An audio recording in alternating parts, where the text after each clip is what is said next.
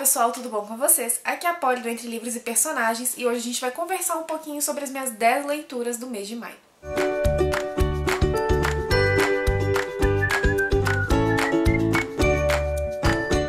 Maio foi um mês de muitas leituras e de leituras muito diversificadas, então assim, tem dica para todos os gostos e eu tô muito feliz de poder compartilhar com vocês. Antes de mais nada, eu quero pedir desculpa pelo sumiço no canal semana passada, mas eu não estava muito bem psicologicamente e gravar por gravar e trazer um conteúdo pra vocês que eu não tô muito confortável pra gravar no momento, eu não acho legal. Então eu esperei estar bem melhor pra vir falar com vocês um pouquinho sobre essas leituras. Lembrando que o link da Amazon tá aqui embaixo, então se você quiser comprar qualquer coisa nele, inclusive esses links desses livros que eu vou deixar aqui embaixo, vocês ajudam o canal com uma pequena comissão, não pagam nada mais por isso e me ajudam a investir em equipamento, em livros, enfim, em coisas que eu utilizo para produzir conteúdo para vocês. Agora chega de enrolação e bora falar desses livros. E a minha primeira leitura do mês foi A Gaiola de Ouro, da Camila Lackberg, que foi um lançamento da editora Arqueiro que eles me mandaram por e-book e já comecei a ler logo no primeiro dia do mês, no feriado. Ele vai contar a história da Faye. A Faye é uma mulher que ela tem um passado muito marcado por diversos traumas. Ela pensa em se reconstruir, muda de cidade, deixa a vida antiga pra trás. E enquanto ela tá ali naquela reconstrução na faculdade de economia, ela acaba conhecendo o Jack. O Jack é um rapaz que vem de uma família de renome, que perdeu todo o dinheiro e que perdeu certo prestígio por causa de alguns escândalos que envolveram a família. A Faye fica encantada com ele e ajuda ele e um amigo a abrirem uma empresa. Ela larga a faculdade, vai sustentá-lo e dá diversas ideias para que essa empresa saia do papel. Acontece que anos se passam e você acaba vendo uma outra visão dessa mulher. Ela agora é uma mulher submissa, que se perdeu muito e que não é mais aquela mulher genial que ela era no passado. Na verdade ela é, mas finge que não é. Tudo pra agradar o Jack. E o Jack parece que aquela inteligência, aquela sagacidade que ela tinha antes já não interessa mais. Ele quer aquela mulher, aquela esposa que cuida da casa, da filha, que seja perfeita. A vida deles não tá ali muito legal, na verdade não tá nada legal, e a gente consegue enxergar isso muito bem enquanto a Faye rasteja e tenta reconstruir um casamento que já tá falido. Acontece que em determinado dia ela chega em casa e vê esse marido traindo ela numa situação muito complicada e ele a humilha muito e ela decide o quê? Que depois que ele deixou ela absolutamente sem nada, que ela vai se vingar dele e vai destruir o império que ela ajudou a construir. E basicamente é o que eu posso contar da premissa, é o que tem na sinopse, que não vai ser spoiler. Mas, gente, logo que você se depara com a Faye, você já vê que você vai ter contato com uma personagem muito complexa e que vai levantar diversos questionamentos e que você vai adorar acompanhar. É aquele negócio, sabe, daquela personagem que você sabe que ela tá fazendo uma coisa errada, mas que ela foi tão humilhada e que ela sofreu tanto que você fica torcendo por ela e fica se questionando, caramba, mas o que eu tô torcendo pra que ela faça é muito errado. Mas eu queria que desse certo, sabe? É aquele tipo de conflito que vai surgindo no leitor. O Jack é um personagem que a gente odeia, e odeia mesmo. E no livro tem personagens secundários também que a gente vai gostar muito. São diversos temas que vão sendo abordados também, como essa vingança, a sororidade feminina, a importância da união feminina. E ao pé também, que é muito interessante você ir acompanhando para ver quem a Faye era, por que ela se tornou aquela mulher que ela era no passado, quem ela é no presente, e o porquê que ela se tornou tão submissa, o que foi acontecendo para que essa voz dessa mulher fosse calada, sabe? Foi um livro que eu gostei muito, tem gente que não curte tanto, eu já vi algumas resenhas bem negativas a respeito dele, mas eu particularmente amei. O livro tem alguns probleminhas assim, mas nada que atrapalhe a leitura, são algumas coisas que você acha que é meio chute, mas é ficção, né, gente? Então a gente acaba relevando e, enfim, gostei muito da leitura, recomendo. E a minha segunda leitura do mês foi Os Testamentos, da Margaret Atwood, que é a continuação do Conto da Aia. Eu tava muito receosa de ler esse livro, por quê? Porque eu fiquei com medo da autora estragar tudo. Porque, assim, geralmente quando você tem um livro que fez muito sucesso e que foi escrito há muito tempo atrás, que a autora vai retomar essa história, pode acontecer dela perder um pouco a mão, de dar uma viajada, sabe? E acabar estragando um pouco a experiência de leitura, até mesmo com o livro anterior. Só que não foi o caso desse livro aqui não, gente. Ele é sensacional, eu gostei demais. É uma história construída sobre o ponto de vista de 3 mulheres. Uma tia, que é a tia Lídia, né, que é uma personagem super odiada do primeiro livro, se você já leu, você sabe quem é. E de 2 moças, que uma está dentro de Gilead e a outra está fora de Gilead, mas elas têm uma certa ligação ali. Então a gente vai ver a história sendo construída sobre esses 3 pontos de vista E, gente, sensacional, assim. A escrita da Margaret, ela evoluiu muito. É uma escrita, assim, muito amadurecida e os personagens são complexos e você consegue ver outros pontos da história em si e a forma como o Gilliard foi caminhando e como está a Gilliard no ponto que está essa história. Então, assim, eu achei sensacional, eu gostei muito. Achei que valeu super a pena. Se vocês quiserem saber, o final tem a pegada, assim, do final do conto da Aya, então se você se incomodou um pouco, já vá preparado, mas eu gostei demais, sabe? Eu gostei muito e recomendo demais pra todo mundo que leu o conto da Aya. Pode ler sem medo, que é sensacional. A minha terceira leitura do mês foi Terror a Bordo, que é um compilado de 17 contos organizado por Stephen King e Bev Vincent. E como esperado, esses contos vão reunir os mais diversos pontos de vista e temáticas a respeito de situações aeronáuticas, vamos colocar assim, onde a gente tem acidentes em aviões, a gente tem situações macabras, a gente tem situações de risco, situações inexplicáveis, enfim, são contos muito diferentes entre si, com autores muito diferentes entre si, e alguns são magníficos, assim, e eu gostei demais. Outros não funcionaram tão bem, mas é o que se espera, né, gente, de um livro de contos, afinal. Cada autor tem um estilo de escrita, tem um estilo de desenvolvimento, e você acaba se apegando mais a uns do que a outros, assim. No geral, foi uma leitura que eu gostei muito, foi muito bom pra intercalar com leituras mais pesadas e... Gente, eu descobri Joy Hill, eu descobri outros autores sensacionais que eu quero muito ler por causa dessa coletânea. Então, achei que valeu super a pena. Logo depois eu li A Prisioneira do Tempo, da Kate Morton, que foi um livro que eu recebi pela editora Arqueiro e pelo qual eu estava cheia de expectativas, porque eu já tinha lido um outro livro da autora que eu amei. E as expectativas não foram tão supridas assim, sabe? Nesse livro a gente vai conhecer a história do Edward, que é um pintor fantástico, que resolve alugar uma propriedade para que ele e mais algumas pessoas possam criar, possam desenvolver a sua arte. No entanto, algo dá muito errado, acaba com uma mulher morta e a outra desaparecida e uma herança inestimável acaba se perdendo nesse meio de caminho. E essa narrativa é intercalada com a Delode 150 anos depois, que é uma moça que trabalha como arquivista e que vai achar um caderno que pertenceu a esse Edward, uma pasta e a foto de uma mulher misteriosa que vai chamar muito a atenção dela e que vai fazer com que ela investigue um pouco mais essa história. A Elodie, nesse caderno, vai encontrar uma casa que vai chamar muita atenção dela, né, a ilustração de uma casa, porque é uma casa que remete a histórias que a mãe contava pra ela, que até então ela achava que era ficção, mas que ela começa a perceber que talvez não fosse tão ficção assim. E ela começa a escafunchar esse passado e a gente vai ver diversos personagens, diversos pontos de vista sobre essa casa, sobre esse Edward e sobre essa mulher que desapareceu. Enfim, é uma história, gente, que tem muitos personagens, mas tipo, muitos personagens. Então ela acaba se tornando um pouco confusa, porque quando você começa a se contextualizar com a história, o cenário muda, você tem outros personagens e outros pontos de vista, você fica tipo, mano, o que eu perdi nessa história que eu não tô entendendo, eu vou ter que voltar. Aí você volta e você vê que realmente você não perdeu nada, que é um outro ponto de vista que vai se desenvolver. E são várias narrativas intercaladas, são vários personagens, e são várias histórias. E o livro é até interessante, mas ele se torna cansativo por isso, sabe? E um outro ponto, assim, que eu fiquei muito triste foi com o final, porque eu achei que ela desenvolveu muitos núcleos nesse mesmo livro, e no final ela não amarrou da maneira como poderia, sabe? Eu achei o final meio vago, e acabei ficando um pouco decepcionada com esse livro, sabe? Fiquei um pouco triste porque eu gosto muito da escrita da autora, a escrita dela é fantástica, continua fantástica, mas acho que esse livro aqui pecou um pouquinho no desenvolvimento.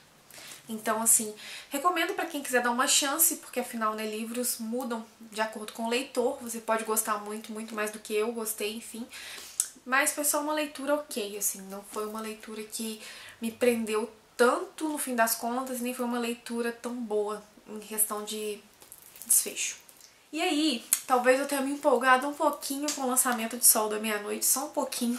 Se você não sabe do que eu tô falando, tem um vídeo aqui em cima pra você ir lá conferir. E reli os 2 primeiros livros da saga Crepúsculo e pretendo reler a saga inteira, entendeu? Esse aqui não faz tanto tempo que eu tinha relido, eu fiz um vlog de leitura onde eu falei um pouco sobre isso, sobre a experiência de releitura de um livro que eu amava tanto, enxergar pontos que antes eu não enxergava, que eram falhas, mas agora ficam muito nítidas.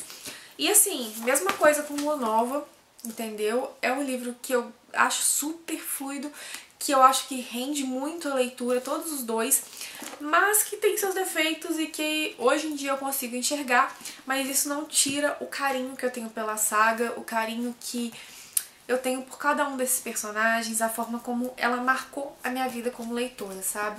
Então foram releituras muito gostosas, que fluíram muito bem e que, ai gente, foi muito bacana. Eu mal posso esperar por Sol da Meia-Noite, entendeu? E a minha leitura seguinte foi Como Ler Literatura, do Terry Eagleton. Eu não sei se é assim que fala o sobrenome dele, mas o título já diz tudo, né, gente? É um livro que vai falar um pouco sobre como entender melhor textos literários, a sua valoração, a construção dos personagens, a época em que se passa, a construção da narrativa. E esse autor, assim, ele é muito didático, então a leitura não se torna maçante, ele dá exemplos com livros que a gente costuma ler, que a gente costuma encontrar sobre eles no cotidiano, tipo Harry Potter, tipo Orgulho e Preconceito, tipo David Copperfield, e outros também que a gente não conhece, que a gente acaba anotando dicas.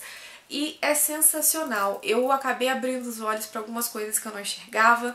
Eu entendi melhor alguns pontos, tipo construção de personagens e valoração de uma obra literária. E eu achei sensacional de verdade. Recomendo muito para quem gosta desse estilo de leitura, para quem quer se aprofundar um pouco mais no tema, porque com certeza não precisa ser estudante de literatura para entender o que ele está querendo passar aqui. Como eu já disse, ele é muito didático e é um livro muito bom. E a minha leitura seguinte foi Madrugada de Desejo, da Jane Frisina, a história da Ellie e do James. E eu li em conjunto com a Glau do Alegria Literária. Aqui a gente vai ter a história da Ellie, que é uma moça que já tem 27 anos, não passou da hora de casar. Ela se vê muito presa às amarras da sociedade, ela é vista como um escândalo ambulante, porque ela não faz questão de agradar a sociedade, e que já foi ferida por algumas pessoas no passado dela. E tem o James era aquele libertino que tá ficando velho, já tá pansudinho, que precisa se casar, mas que tá sendo visto ali pelas mocinhas da sociedade como um ombro amigo. E ele e a Ellie, eles têm uma rixa ali desde a infância, né? Desde a juventude dos dois, então eles não se bicam muito. Acontece que, de certa forma, a Ellie vai roubar uma coisa muito importante pra ele vai atrás dela e eles vão começar a se envolver ali. Então, aquele ódio que eles cultivavam um pelo outro, eles vão começar a descobrir que é amor e de uma maneira muito peculiar, porque esse romance de época, gente, ele tem personagens muito peculiares e que se desenvolvem de uma forma muito engraçada e de uma forma única, sabe? Você não sabe o que esperar dos dois, você não sabe o que esperar das confusões que eles se metem. E temos personagens secundários incríveis também, que vão aparecendo ao longo da trama, segredos vão sendo revelados, enfim. Gostei muito da leitura, só tem uma ressalva a fazer, que foi uma coisa que eu e a Glau comentamos, inclusive, enquanto a gente lia. Porque esse livro aqui, ele faz parte de uma série, se eu não me engano, são 4 livros. E ele é o segundo ou terceiro, se eu não me engano. Então, o que acontece? Muitas coisas sobre a Ellie e sobre o James foram faladas em livros anteriores, que a gente não teve acesso porque só foi publicado esse aqui no Brasil. Então a gente acabava um pouco perdida, assim, tentando entender o que os outros personagens faziam na trama, o que a personagem do primeiro livro tinha a ver com o romance desse segundo. A gente sabe por alto, mas não sabe com um desenvolvimento maior. Então, assim, esperava que a editora tivesse lançado pelo menos o primeiro e o segundo, né, gente? Ou se não, lança o restante, porque é um livro muito gostoso de ler. A escrita da autora é ótima e valeria super a pena ter essa série toda publicada aqui no Brasil. E a minha leitura seguinte foi O Casal que Mora ao Lado, da Shari LaPenha, que é um suspense, né, um thriller, que vai trazer a história da Anne e do Marco. Os dois têm uma filha, que é uma filha de alguns meses, e eles são convidados para um jantar na casa dos vizinhos. Só que tem uma pequena condição, eles não podem levar a criança porque a vizinha não suporta bebês. Isso não seria um problema para os dois porque eles têm uma babá, no entanto essa babá acaba furando de última hora e eles acabam tendo a brilhante ideia de deixar a criança dentro do berço com a babá eletrônica, com o vidro quebrado e escutar caso ela chore e ir na casa de 1 em 1 hora para saber como essa criança está, se ela está passando bem, se ela está precisando de alguma coisa. Isso vai rolando durante o jantar todo, eles vão indo e voltando em casa, até que no momento em que eles chegam em casa para finalmente poderem descansar, eles descobrem que essa criança sumiu. E aí, gente, é um Deus nos acuda, porque cadê a criança, o que aconteceu com a criança, quem sequestrou a criança, se alguém matou a criança, enfim. E a gente vai acabar vendo o desenvolvimento desse crime, o que de fato aconteceu, os desdobramentos. O livro tem diversos plot twists, assim, que você vai descobrindo mais sobre os personagens, sobre a trama e sobre as motivações de quem levou essa criança. E assim, tava bem interessante, tava me prendendo bastante, o livro tava super envolvente. E até, assim, o penúltimo capítulo eu gostei muito do desfecho que a autora deu. Mas aí a autora resolveu enviar um plot twist no último, ou no penúltimo capítulo, se eu não me engano, que eu falei, minha filha, pra que isso? Aí sabe quando você sente que foi uma forçação de barra, mas uma forçação de barra tão grande que você fala, não dá pra engolir? Pois é, foram esses 2 últimos capítulos desse livro. Até então ele estava sendo um livro tipo 4 estrelas e caiu para 3 por causa desses 2 últimos capítulos. Então assim, gostei, foi um livro que me fez passar bons momentos de leitura, mas que esses capítulos finais assim foram totalmente desnecessários e acabaram quebrando um pouco da ótima trama que estava vindo sendo construída, sabe? É uma leitura que eu recomendo, como eu disse, é uma boa leitura, mas nada excelente, não esperem o final incrível, justamente por causa do que eu já falei. Mas enfim, recomendo. E a minha última leitura do mês foi um livro assim pra aquecer o coração, porque, né, maravilhoso, que foi Amor para um Escocês, da Sarah McLean, que é o 2º livro da série Escândalos e Canalhas. E, gente, deu vontade de abraçar esse livro, assim, sério, porque ele é sensacional. Nele a gente vai conhecer a história da Lilian e do Alec. A Lilian é uma moça muito linda, ela é considerada uma beldade pela sociedade. É uma moça que cresceu muito sozinha, porque depois do falecimento da mãe, do falecimento do pai, ela acabou se tornando pupila de um ducado. E nesse ducado, 17 duques morreram, entendeu? É muita coisa. E então ela era acabada passando de mão por mão e sempre negligenciada, porque ninguém realmente se importava em saber como ela estava, se ela precisava de algo. Ela era simplesmente sustentada e mandada para a sociedade e estava tudo bem, né? Porque ela não podia fazer nada em relação a isso. Ela estava aguardando ansiosamente seus 21 anos, onde ela receberia um dinheiro e seria dona do seu próprio nariz. Acontece que ela acaba se envolvendo num escândalo por causa de uma pintura onde ela posou nua para um homem que ela acreditou que a pediria em casamento e que guardaria aquele quadro para ele. No entanto, ele resolve expor para Londres inteira e a reputação dela está manchada, está jogada na lama e ela vai se tornar uma escória, né, na sociedade. Acontece que o Alec, que foi quem herdou o ducado depois da morte de 17 duques, descobre que tem essa pupila, porque até então ninguém tinha contado pra ele que tinha uma moça que dependia dele. Ele é um rapaz que é filho de um escocês com uma inglesa. A mãe nunca superou ter saído da Inglaterra, ela sempre nutriu muito amor por essas terras. E o pai não era uma figura amorosa, digamos assim. Ele sofreu muito na mão do pai também. E ele resolve ir para a Inglaterra, que é um local que ele abomina, que ele tem verdadeiro asco, para ajudar essa moça, para encontrar um marido para ela e se livrar do fardo que ela se tornou para ele, né?